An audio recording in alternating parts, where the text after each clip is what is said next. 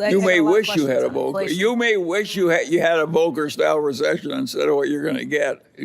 The troubles that come to us could be worse than what Volcker was dealing with. When Volcker, after the 70s, took the prime rate to 20% and the government was paying 15% on its government bonds, that was a horrible recession. Lasted a long time, caused a lot of agony. And I certainly hope we're not going there again. I think the conditions that allowed Volcker to do that without an interference from the politicians were very unusual. And I think in 2020 hindsight, it was a good thing that he did it.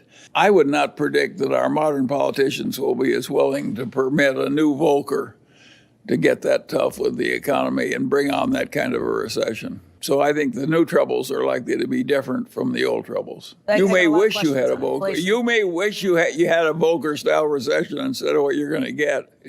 The troubles that come to us could be worse than what Volcker was dealing with and harder to fix. Think of all the Latin American countries that print too much money.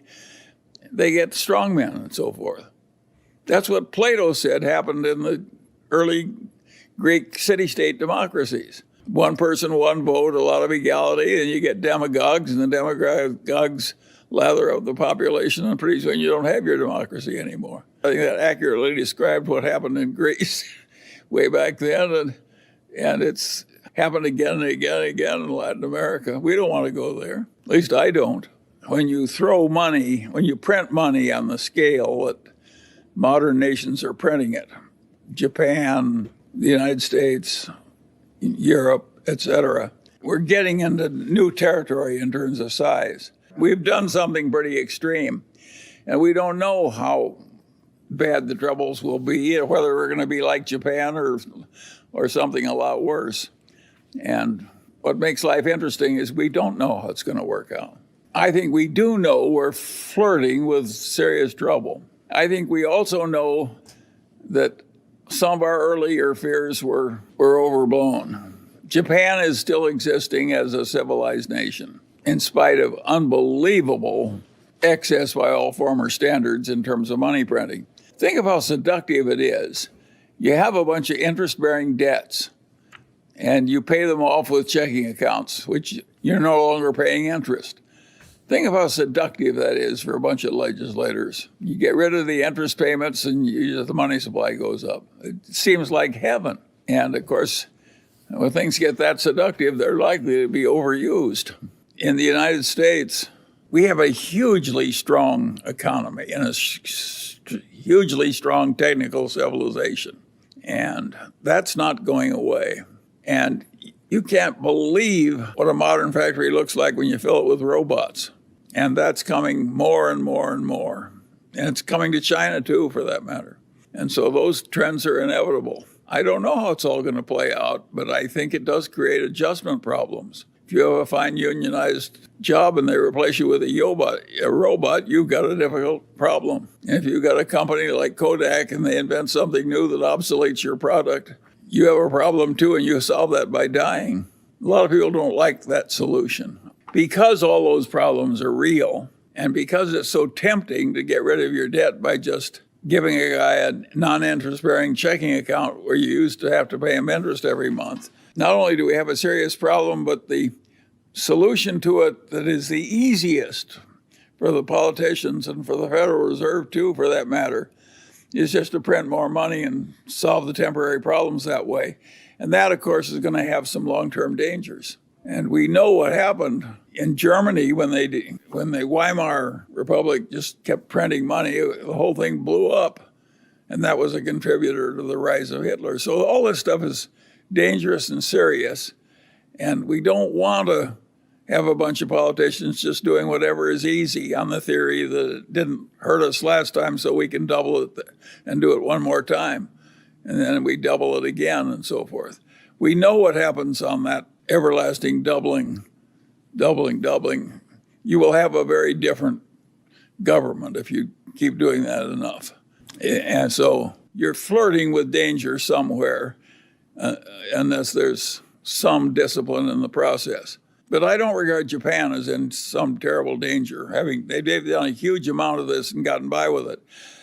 I don't think we'll be as good at handling our problems as Japan is. What are your thoughts on going to cash today and waiting for better opportunities to deploy that cash over the next 12 months? Is it a sensible idea in your mind? In my whole adult life, I've never hoarded cash waiting for better conditions. I've just invested in the best thing I could find. And I don't think I'm going to change now. And the Daily Journal's used up its cash. Now, Berkshire has excess cash, quite a bit of excess cash. But it's not doing that because thinks it knows how to time investments. It just can't find anything it can stand buying. If you stop to think about it, my way in life was not predicting little short-term differences between the Russell and the Standard & Poor's index. I'm always just looking for something that's good enough to put Munger money in, or Berkshire money in, or Daily Journal money in. And I figure that I want to swim as well as I can against the tides. I'm not trying to predict the tides. If you're going to invest in stocks for the long term or real estate, of course there are going to be periods when there's a lot of agony and other periods when there's a boom. And I think you just have to learn to live through them. And as Kipling said, treat those two imposters just the same. You have to deal with daylight and night. Does that bother you very much? No. Sometimes it's night and sometimes it's daylight. Sometimes it's a boom, sometimes it's a bust. I believe in doing as well as you can and keep going as long as they let you. It may be that you have to choose the least bad of a bunch of options. That frequently happens in human decision making. The Mungers have Berkshire stock, Costco stock, Chinese stocks through Lilu, a little bit of Daily Journal stock, and a bunch of apartment houses. Do I think that's perfect? No. Do I think it's okay? Yes. I think the great lesson from the Mungers is you don't need all this damn diversification. That's plenty of. You're lucky if you've got 4 good assets. I think the finance professors that sell the idea that perfect diversification is professional investment. If you're trying to do better than average, you're lucky if you have 4 things to buy.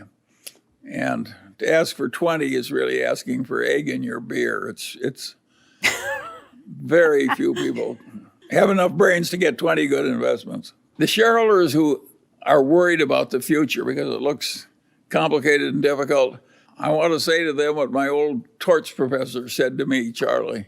He'd say, Charlie, tell me what your problem is and I'll try and make it more difficult for you. And he did me a favor by treating me that way. And I'm just repeating his favor to you. And you're worried about the right things. All you people that are worried about the inflation and the future of the republic and so forth. Inflation is a very serious subject. You can argue it's the way democracies die. When democracy dies in Latin America, inflation is a big part of it.